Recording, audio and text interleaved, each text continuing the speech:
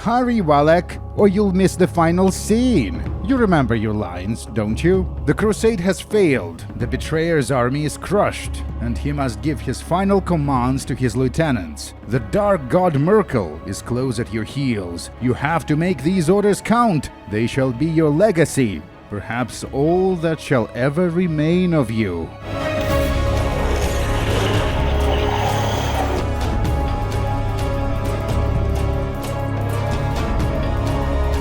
So what is Mask of the Betrayer? Technically, it's an expansion for Neverwinter Nights 2 by Obsidian. Out in 2007, it was chronologically the last of the great cRPGs in the Boomer Pantheon, the final entry before the genre went into hibernation for nearly a decade. So many years ago today. Neverwinter 2 is a systems-heavy role-playing game, as well as a construction set to create your own adventures. It's sort of like the Bethesda toolsets, but instead of a first-person game, you create a top-down RPG, or something like Dragon Age. There is a story campaign, and it's not even bad. Unfortunately, it's impossible to recommend to anyone due to the ridiculous amount of filler content. This is a 60-hour game that should have been 20 hours long. Mask of the Betrayer was the first expansion. It's an excellent story without the bloat. This is the Neverwinter 2 you should play. Familiarity with the original campaign is not required. Mask was followed by Storm of Zehir, which is a story-light expansion focused on adding mechanics. There is also an adventure pack called Mysteries of Westgate by Ocean Studios. An adventure pack is an expansion with cheaper production. This should not scare you away, as Mysteries is quite good. Cheaper production means that it has almost no voice acting. The version of the game in the video is Neverwinter Nights 2 Enhanced Edition, released in 2025. It works better on modern hardware, has better controller support, and a functional server browser. But other than that, very little was enhanced. The game's file size increased because of the upscale textures, but the only difference I noticed was longer loading times. The good news is that the game still comes with a construction set, which I used to create this armor, Dragon Disciple's half plate. Our name is Wallach Clare. Look at this one, Thay. Something familiar about him, wouldn't you agree? As usual, Oronok, you are mistaken. We have never seen this mortal before. Not the sight, my slow-witted associate, the smell. You said, look, my developmentally stunted colleague, and so I did. But you make a point. Have we crossed paths before, mortal? Wallach is a sorcerer, serving with the mercenary company known as the March of Mirrors, one of countless human companies involved in the Blood War. Long ago, we were struck by a Githyanki silver sword. A shard of that blade remained within us, a wound that never healed. What was a simple job on the prime material plane has taken a turn for the worse. The pain! It feels like we were operated on. And where in the hells are we? Someone is coming. My name is Sophia. The binding spell is wearing off. Your arms and legs will be stiff, but you'll be able to walk. Mask of the Betrayer is a high-level campaign. Wallach is a level 20 fighter, dragon disciple, sorcerer. I recommend going with a melee protagonist. You won't be able to rest and recover spells whenever you want in this. Sophia is a level 17 red wizard of Thay, a scholar from the Academy of Shapers and Binders. Disregard whatever rumors you have heard regarding the Red Wizards. She informs us that we are in a barrow below Rashaman, a semi-civilized nation in Faerun, on the eastern expanses of the Sea of Fallen Stars, the world of Toril. So we are still in the prime material plane. Sophia joins the party, and I take her staff. It happens to be a weapon we specialize in, as per March of Mirrors doctrine. The Barrow is a medium-sized 3-floor dungeon where you mostly fight elementals and sacred Rashami guardian spirits called Telthors, which in this engine look like glowing balloons. Very soon, the commotion causes the main character of this story to wake up.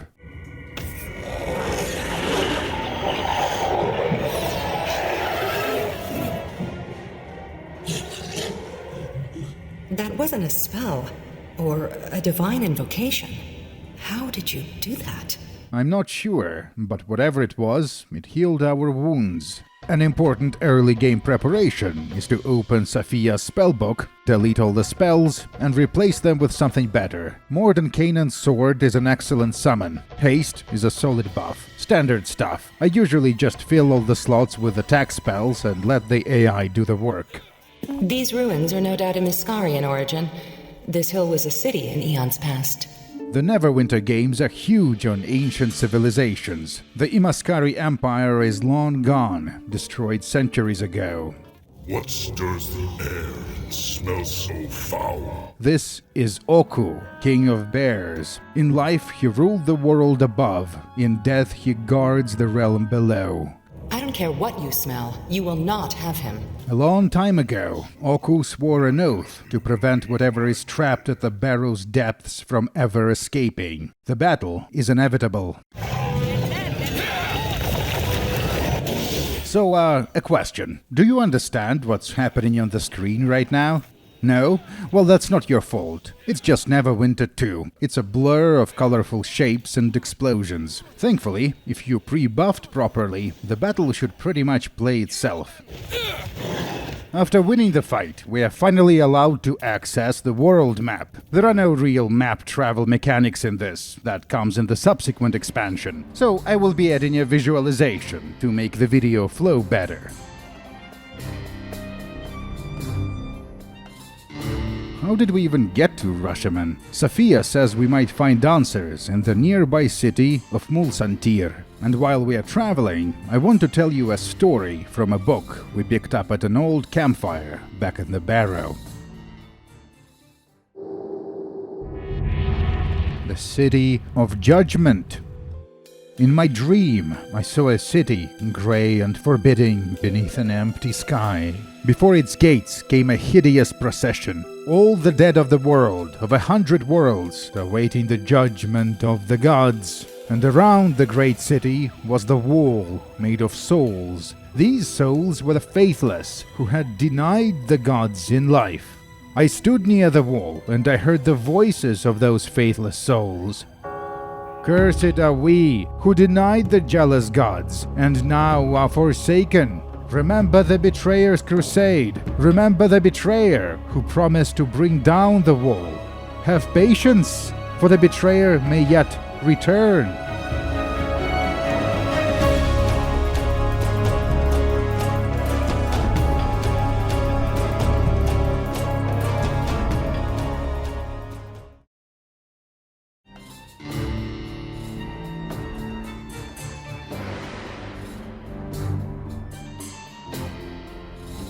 Rashomon's cold winters and unforgiving landscape have crafted a folk that are, well, amusingly enough, cold and unforgiving. And the Rishemi are not famous for their hospitality. They are especially distrusting of red wizards.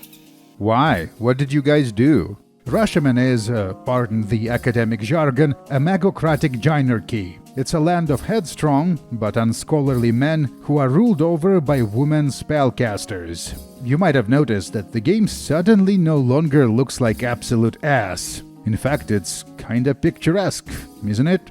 This is the Golden Way, a trade route between Faerun and Karatur. It's this universe equivalent of the Silk Road. The wealth of the continent marches along this trade route. Welcome to Mulsantir. And that's the Vale Theatre. Sophia says the owner is an associate of her mother's who can tell us about our condition. The theater will serve as our headquarters for this adventure. Mask of the Betrayer, theater. Get it? The portal backstage leads to the shadow of the Vale. Someone has hidden a wizard's lab right in the middle of Mulsantir, where even the witches in charge of this place can't see. Walek has a Planescape Torment moment when he suddenly remembers being operated on at this stable. Two women, one of them in red robes, have surgically removed a shard of a silver sword that was inside our body. Is this why we were brought to Rashomon? For the shard? And then their magical servants carried us into a darkness lit by dancing runes, with a foul presence waiting within. Sophia, what are you doing here?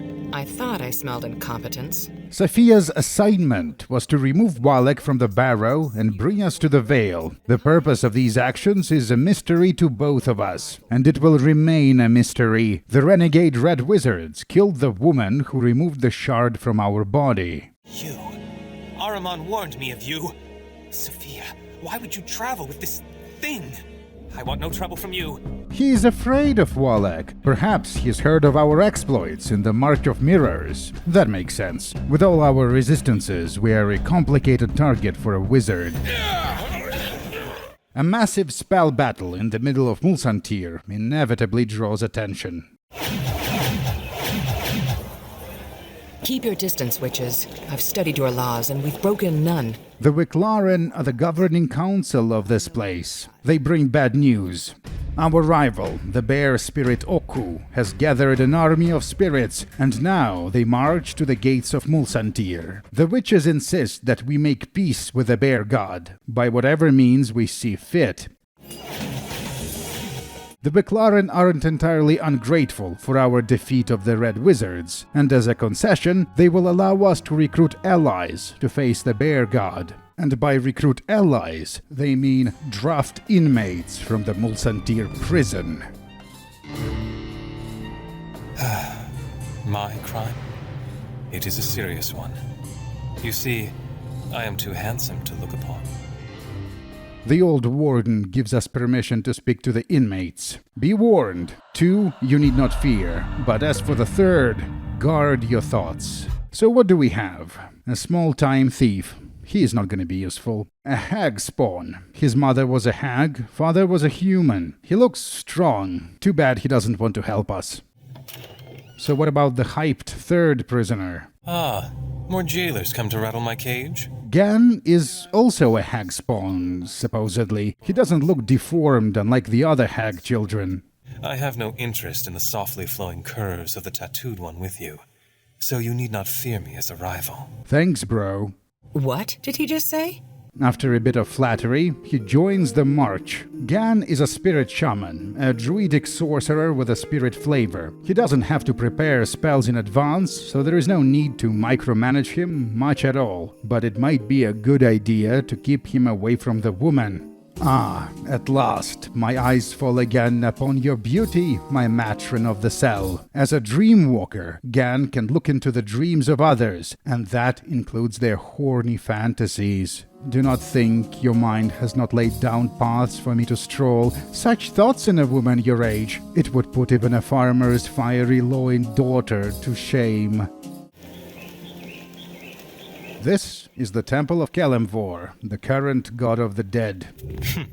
Another temple to your gods. Our new friend is, something of an atheist. So you are without faith, then? Yes, I'm not one of your cattle that fears planar depths, where eternal fires burn, where bodies are churned within the maws of great beasts, or a wall. Imagine never sleeping, never dreaming, always awake, aware, without hope. That is what awaits you. The Wall of the Faithless is a structure that encircles the City of Judgment, the City of the Dead. If you pay respects to no god, that is what awaits you after death. You become part of the wall. It eats away at the consciousness, the memory, and eventually, the soul.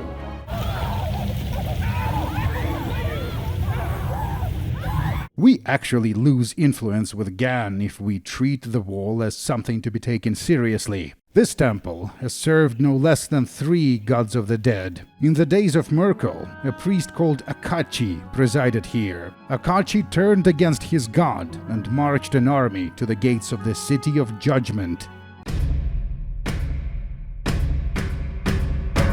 In the realm of the dead, Akachi the Betrayer sought to bring down the Wall of the Faithless and set all the trapped souls free. He did not succeed.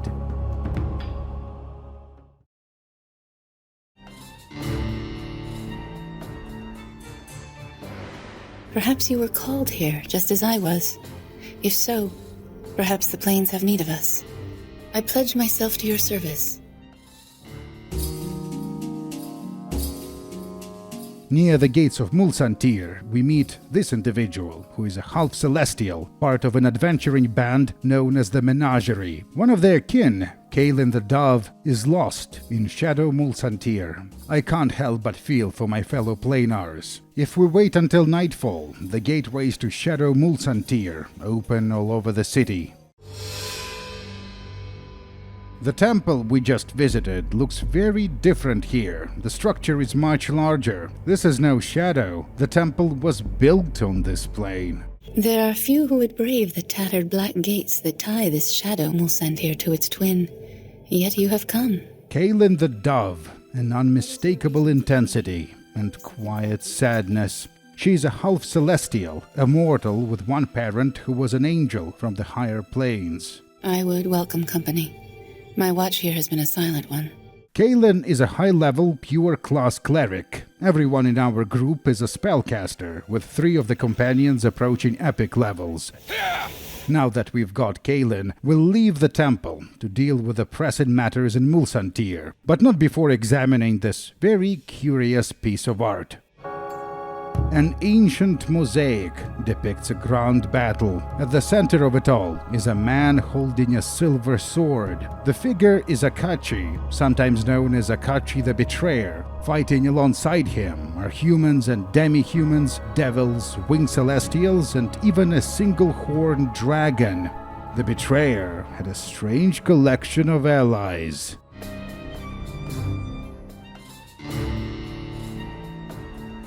The Rishemi are a superstitious lot. Their society is based on fear, of witches, of spirits, of starvation. These people don't want to understand the forces of the land. They wish to live in terror of them. Sophia, sweetie, are you actually doing your racism, RN? Living in an academy of deadly magic can be terrifying. If I can overcome the fear of forces greater than me, others can too. Yeah, but your mother was a high-level instructor at the very same academy. Check your privilege. So, Kaelin, where are you from? I come from the slopes of Celestia. My heritage is evidenced in my wings and my eyes. She's a sister of the Ilmatari, follower of the suffering god. Ilmater encourages the oppressed to endure, and he encourages others to help them by taking on their burdens. Hey, Gan, tell us a little about yourself. A little? There is so much to tell. And to think you'd only want to hear the smallest bit of it. His parents, if they ever existed, abandoned him. The animals of the world took him in, and the dead shepherded the living. He learned their speech, their greetings and farewells, the cries of the wild and the whimperings of the lost, a symphony more pure than any Rashemi word. Kilkofim Safin. Walek casts some defensive spells, as per the March of Mirrors protocol. Now, we face the bear god. This can be ended quickly if you like. Present your neck. It will fit snugly between my teeth. Let's get this over with. The Battle of Mulsantir Strategy Guide. Click on Oku with the left mouse button or with the Kolobok interaction button. Unpause the game. I think you get it. Mask is not the best strategy game, but it is a pretty good choicer and consequencer. Enough. I yield. The entity from the Barrow wakes up again, and it's hungry. It's time to make a critical story decision. It's basically like this. If we suppress the hunger, the bear will join us as a companion. But if we devour Oku, we'll get a special evil follower a little later.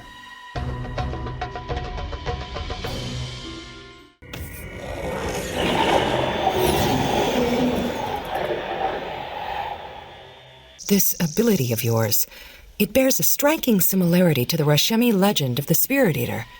Spirit Eater, so that's what the condition is called. There is a new element on the UI, the Spirit Meter. It degrades over time as we get hungry. If it hits 0, we die. We can now devour spirits or suppress the hunger at the cost of XP. There are other skills too, and we'll be acquiring even more. The Spirit Eater curse is known and feared in the land of Rashaman. And now, it's ours to bear. This concludes Act 1.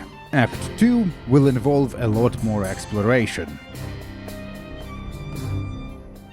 Whatever you have unleashed, it is unnatural.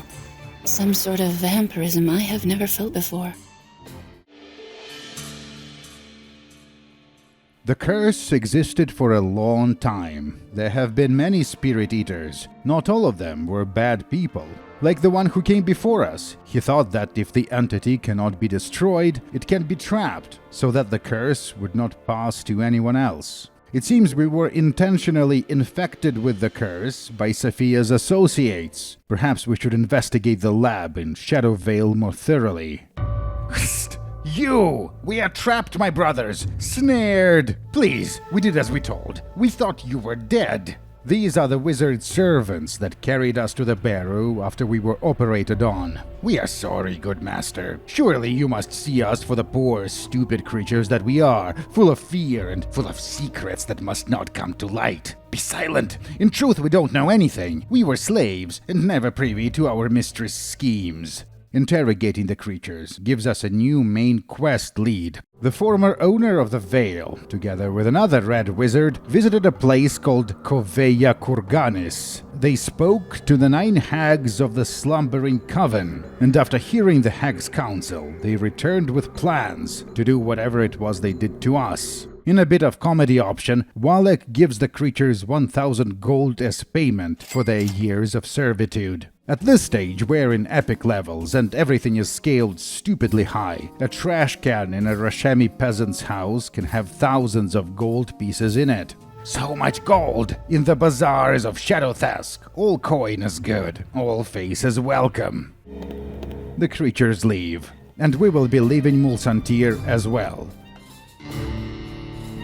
Coa Corganis is a sunken Imaskari ruin east of the city. I was born in a city that lies beneath water. Where this city is, I do not know. And I fear that my mother was not the ruling power there.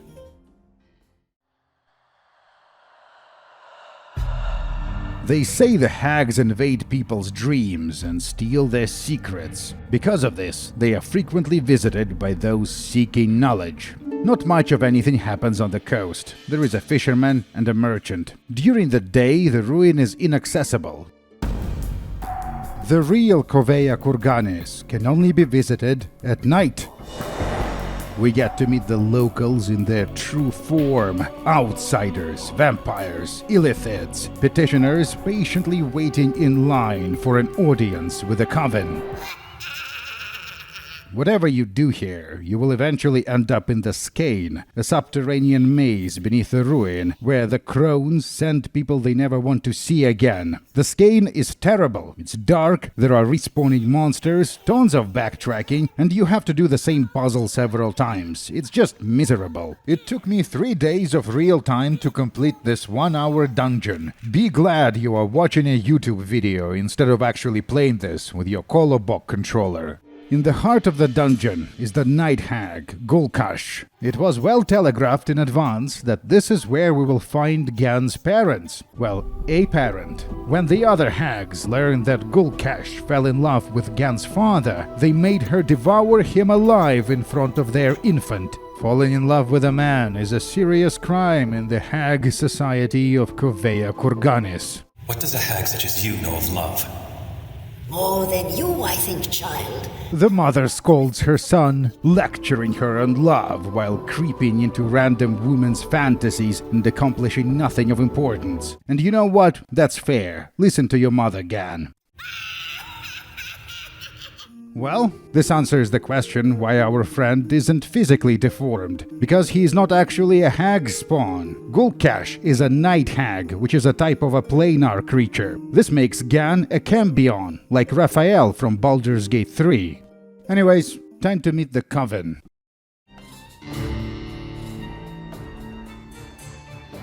Then hear my voice this last time, Mother. Where I walk, you shall be with me until the end days. We shall be together again.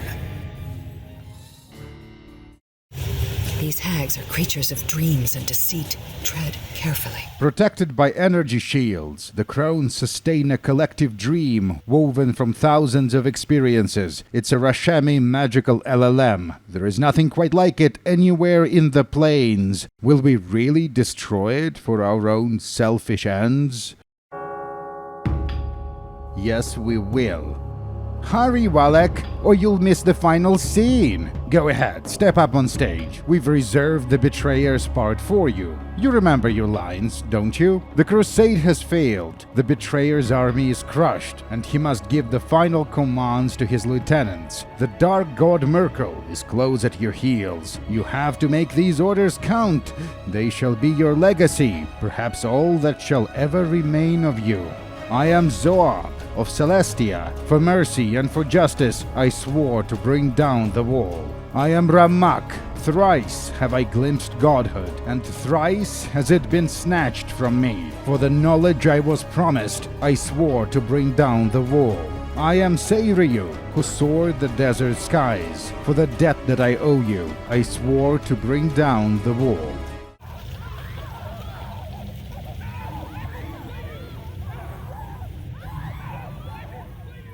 I don't know what's dream and what's real anymore. So this is where atheists go after they die. Previously, I used the words atheism and faithlessness interchangeably, but they aren't the same thing. You'd think atheism doesn't make sense in a universe with dozens of gods and innumerable individuals who can obviously manifest divine powers. But faithlessness isn't atheism. Being without faith doesn't mean that you deny that the gods exist. It simply means that you refuse to enter into a pact of worship. And the gods demand worship because mortal devotion gives them power. Refuse to play their game and you'll be condemned to be tortured on the wall.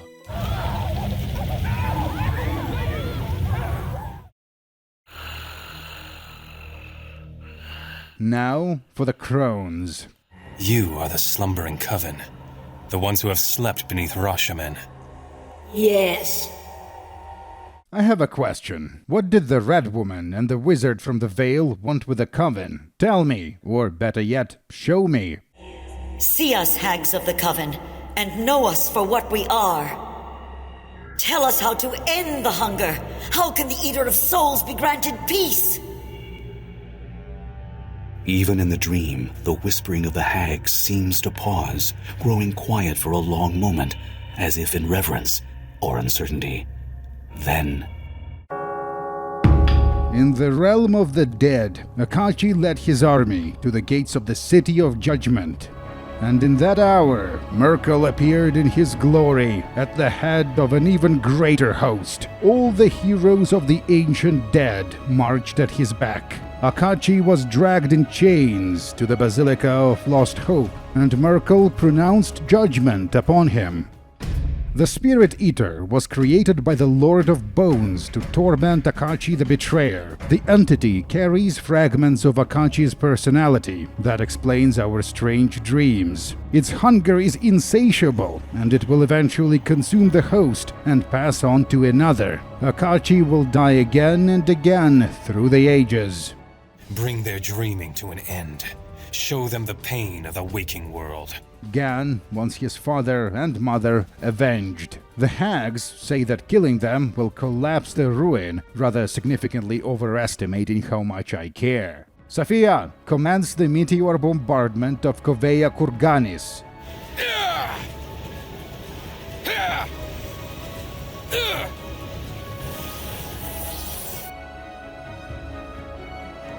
The betrayer will return, and we will wait for him. As promised, we will watch for the opening of the gate. Look for us on the day betrayer returns. We will storm the City of Judgment at his side, and our oaths will be fulfilled.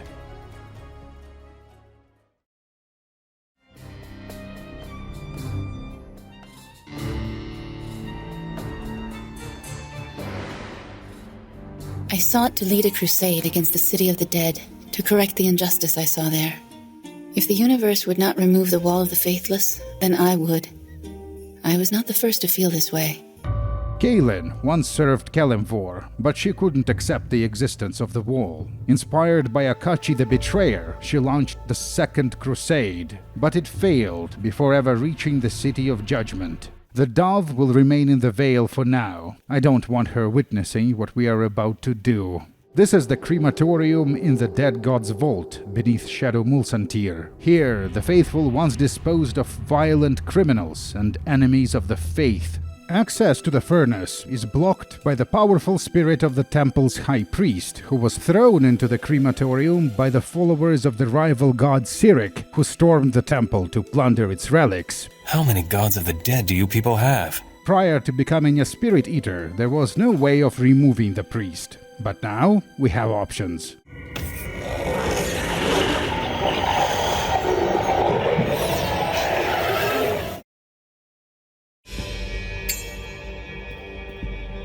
It destroyed the priest! Yes, I saw it. Perhaps if we drain its life, we will gain its power. One of many is the collective being made up of thousands of souls trapped in the crematorium. Some of them innocent, most of them not.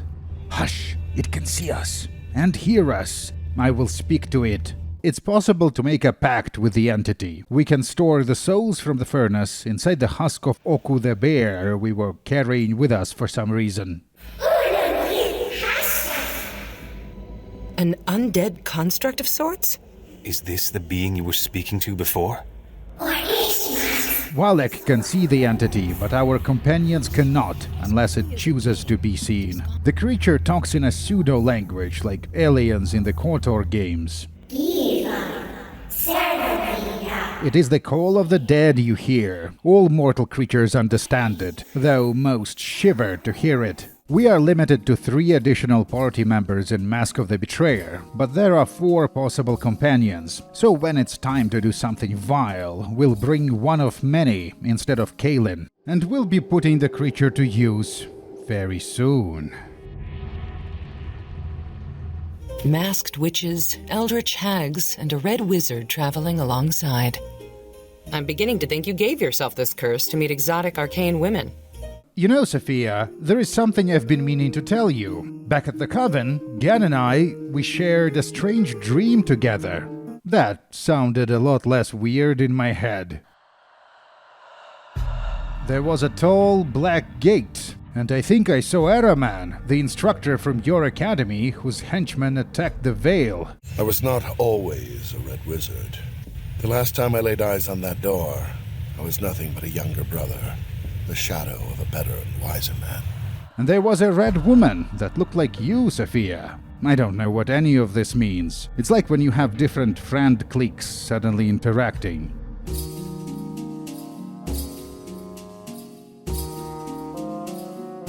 The witches of Wiclaren speak of a powerful spirit who defeated many spirit eaters. The Woodman. Very imaginative naming. Well, perhaps it can teach us interesting spirit techniques. Wendersnaven is the magic word that activates the witch boat that will take us to Ashenwood. You know, nostalgia is bad at proportion. You tend to forget the parts of these old games that didn't quite work, and that's why I remember almost nothing about the Woodman segment. The gist of it is this: the forest has gone mad, the Woodman is in hiding, an evil spirit scared him off, another spirit burned part of the forest, another is blighted, this spirit is pretending to be a witch. Spirit, spirit, spirit. You run around for 2 hours fixing the stupid forest. This is the second weakest part of the game after the skein. I will mercifully skip most of it. A wind rises across the surrounding trees, like the first breath of some reawakening god. The narrator is being so melodramatic, like we've never seen a talking tree before. I've killed like 30 of them to get here. Alas, the Woodman is dumb and knows little about spirit eaters. My disappointment is immeasurable. At least we get to eat the stupid tree.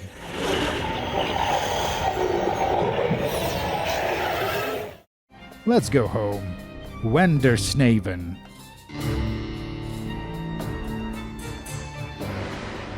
Have you seen my brother? The priests call him Akachi. He says it's an Easter name. We get them when we are given to the church. I am called Deveshi, but my brother calls me Arraman. That means laughter in the old Mulan tongue.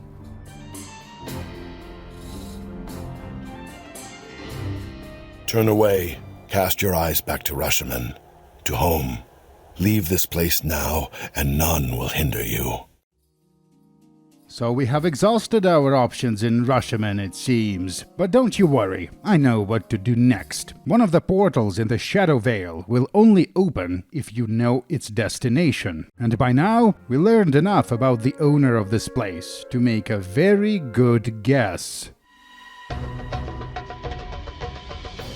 Thay, a powerful nation south of Rashomon, a land of slavers and tyrants, of intrigue and murder, of danger and opportunity. The Academy of Shapers and Binders. Now, what is the first thing you want to do when extracting a soul? Yes, Ojit? Gag the subject? Can anyone tell me what was wrong with Ojit's suggestion? Bahiri? You have to restrain your subject first, or he'll just remove the gag. Excellent, Bahiri. Try to think your answers through, Well, Araman mentioned you might visit our school, but to have a spirit eater here, in front of my class, I wonder if you are willing to show us your technique. I was just lecturing on the subject, but students would surely benefit more from a live demonstration. The Red Wizards are a megocratic upper echelon of Thayan society. They do scientific research, scheme against each other, and invade Rashomon once in a while. The Academy is in a state of civil war, but the classes continue as if nothing happened. I want you to devour the soul of Jan Ojit here. His marks are so poor, you'll be doing him a favor. What? It's true, Ojit. It's only a matter of time before a student with real potential slays you to take your place in my class. I'm saving you the embarrassment. But I don't want to have my soul devoured. You have to make sacrifices for your knowledge, Ojit. Your unwillingness has always held you back. I want everyone taking notes on this. Note the point of extraction and the angle of the subject's torso. This will be on the test. So we explore the academy, talk to a bunch of students and lecturers, and solve a bunch of puzzles until we unseal the special door in the headmistress chambers. The game's final act is approaching. Riddle me this. Myrkul is the only one who knows how to cure our condition. But Myrkul is dead. Then we must speak to a dead god? It can be done. Yes, the body of the Lord of Bones should be somewhere in the Astral plane, the graveyard of the gods.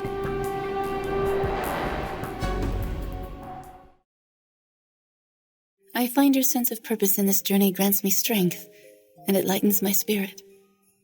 Whatever drives you has driven me as well, and I think the planes our paths crossed.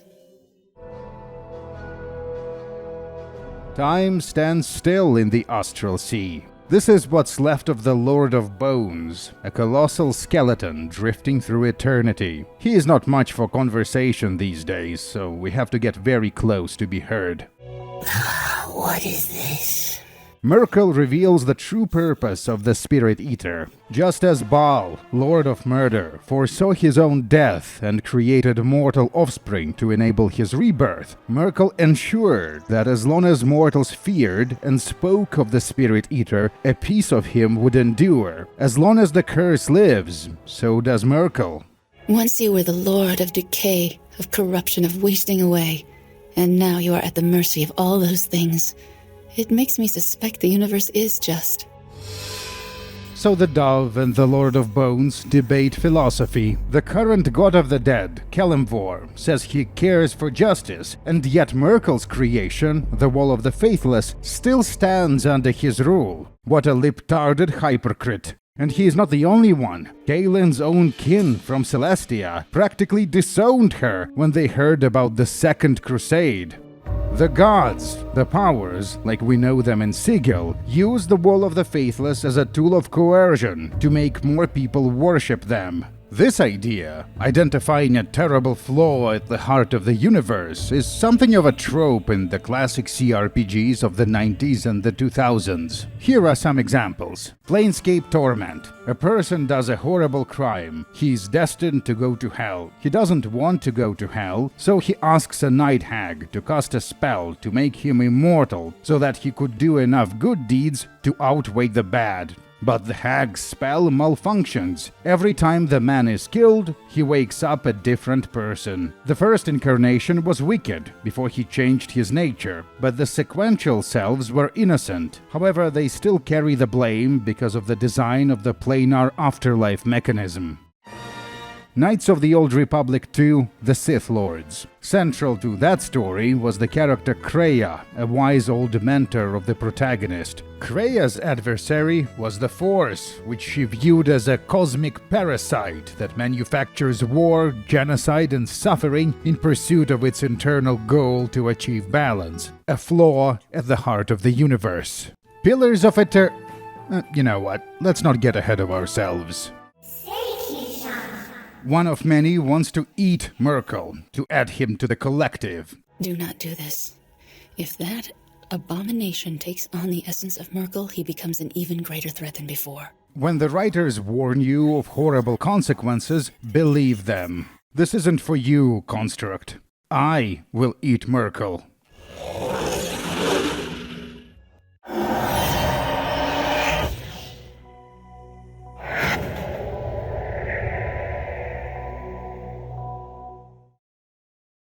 Forgive me for what I do here, but Akachi's sin must be washed clean. My fight has always been with the Red Woman, from the very start. We are in a dungeon beneath the Academy, pre-buffing for the battle with Ahriman. But before we proceed, I have a question. Why are the Red Wizards so interested in the Betrayer? Why did they infect us with a curse? Well, you see, it's because this is a love story.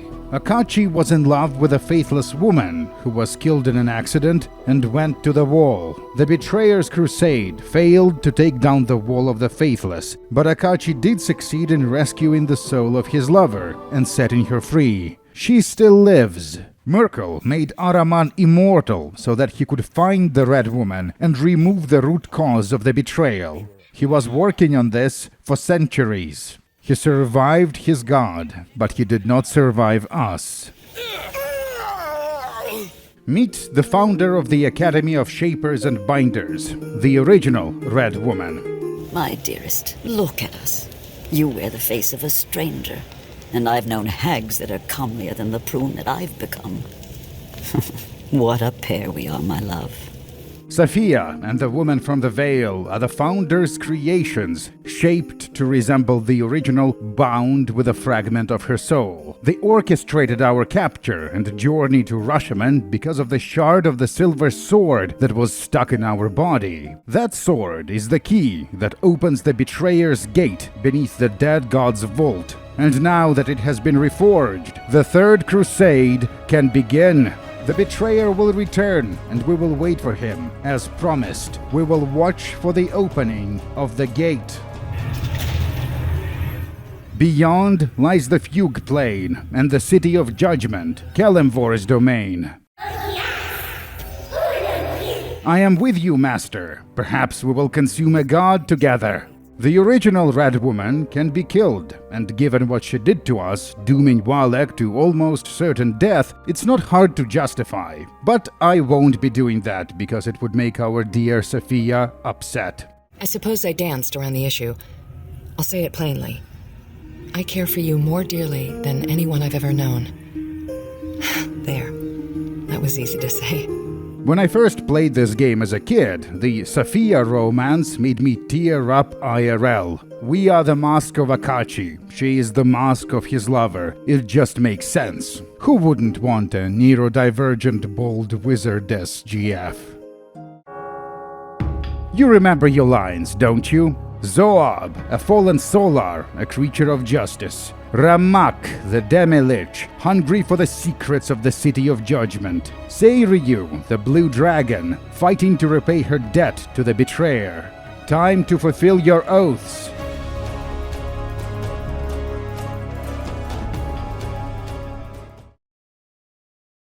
I see in your crusade the hand of a dead god and the desperation of a forsaken soul trying to save the one she loved.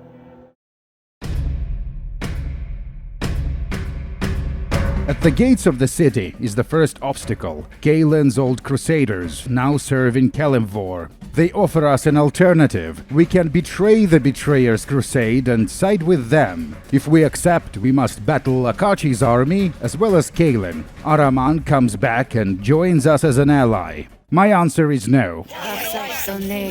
There are several objectives we need to accomplish in the city before we get to attack the wall.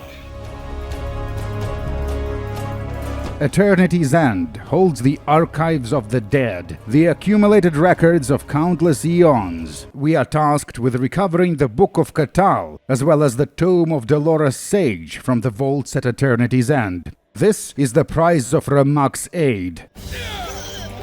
On the streets, Ramak's undead army battles Kelemvor's paladins. The game not so subtly tells us that facilitating the undead titan's ascension to godhood may not be wise. But betraying Ramak feels wrong. He kept his word faithfully for centuries, and I will too.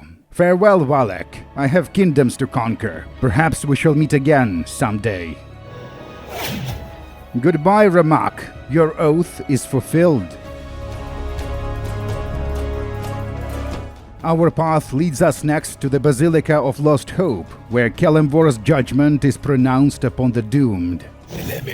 The Devils of Beator made a bargain with the Lord of the Dead, allowing them to recruit souls for the Blood War. Zoab's fallen Solars killed them before I even realized that I wasn't entirely unsympathetic to their cause.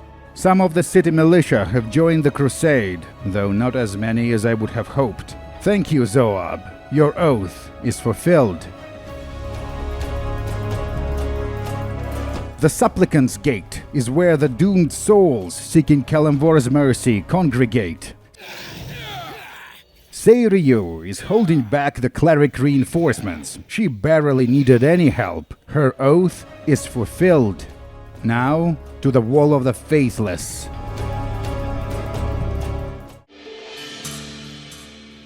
Kelemvor himself appears before us, armed with facts and logic. If the wall were destroyed, the gods would panic. In their fear of losing worshippers, they would turn to mass slaughter and divine terror as mechanisms of cultivating faith. This is not desirable, so the wall stays. That's my very generous reconstruction of his arguments. Kelemvor has absolute control over this plane. He could remove us with a thought. The reason he didn't do that is because he feels bad for Akachi and wants us to set things right. So he wants to do some justice without generating too much toxicity in the god community. Nice Clintonian triangulation, libtard. Attacking the wall transports us into a dreamscape. Since we romanced Sophia, she will follow us into the dream. Together, we search for what remains of Akachi. He is not a man anymore, just a primal force of hunger.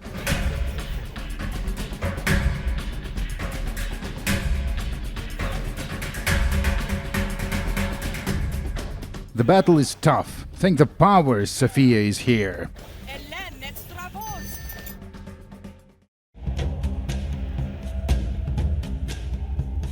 If we have been a good role-play gamer and did all the side adventures, then by now we collected the memories of Akachi, the memory of the Red Woman, and the memory of his brother Aveshi, whom he called Arraman. We have all we need to make him whole again and end the curse.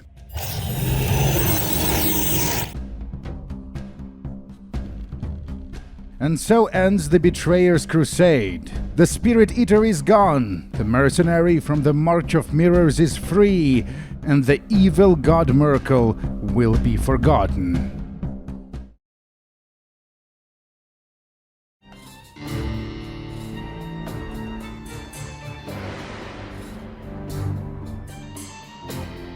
The Red Woman's soul will eventually pass on to Sophia, and with it, the knowledge of a dozen lifetimes. We were rarely apart. It was our own creation who finally took Sophia's life. Whether its motive was jealousy or simple malice, we never knew. Wallach hunted the creature for many months, cornering one of many in the plane of shadow. It spoke with Sophia's voice, pleading for its life, before we struck it down and sent all of its souls to the wall.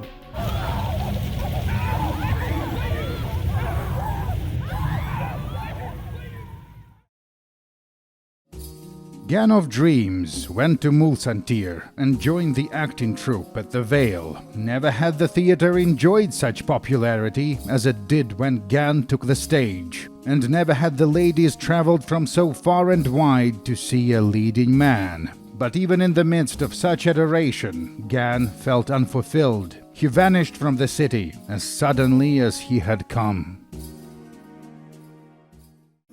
Kaelin the Dove left our company, intent upon continuing her crusade against the Wall of the Faithless. In the Plane of Shadow, she sought more allies for a greater war. Outcasts of all kinds flocked to her banner. She struck a bargain with Ramak, now a demigod, thinking to sway him back to her cause. Instead, Ramak lured Kaelin into a trap. Though Kaelin escaped, her siblings did not, and the other members of the menagerie were dragged screaming into the abyss. Defeated at last, Kaelin returned to her grandfather's court. She never spoke again, lest her words lead others to their doom. When the writers warn you of terrible consequences, believe them. So, Mask of the Betrayer. Pros. Great story and characters. This is a competently made choicer and consequencer. Play as a woman, romance Gan and take Oku instead of a ghost, and you will have a very different story. There is no filler. The game is quite short. This is a compliment. Next, excellent, underrated music. Listen to this. Red Wizards.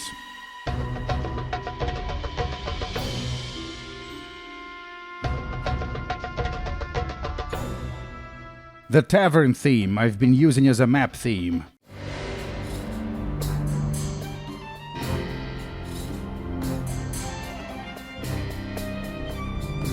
Slumbering Coven.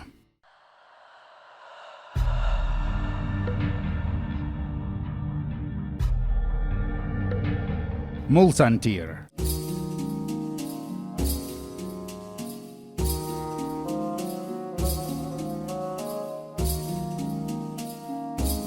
Akachi.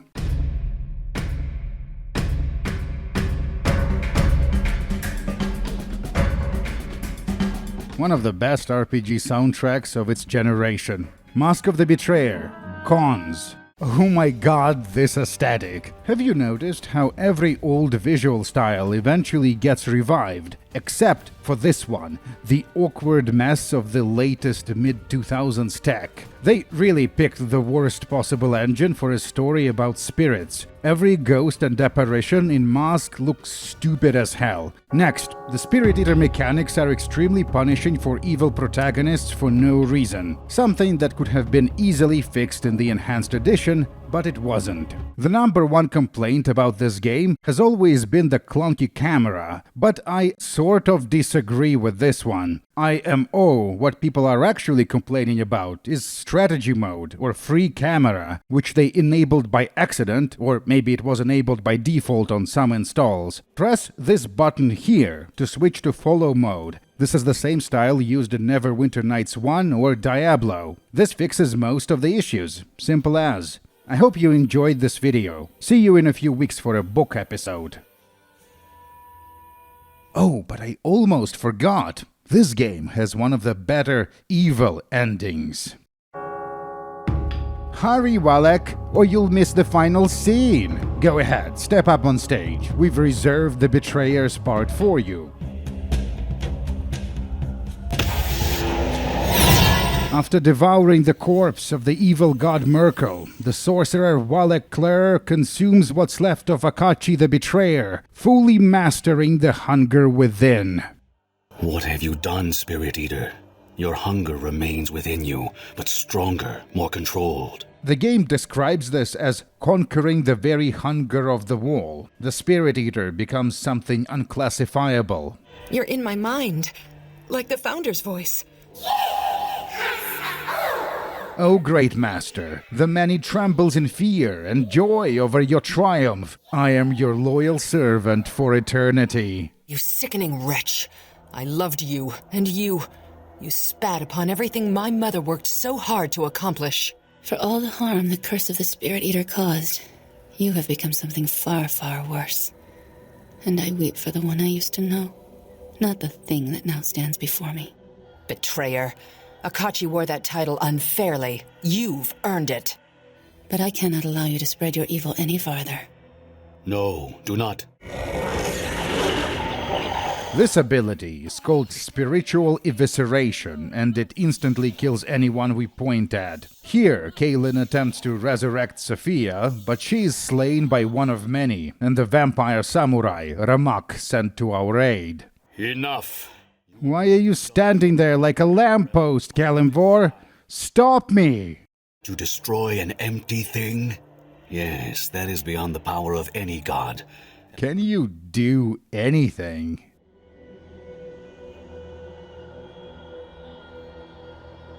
Thought so.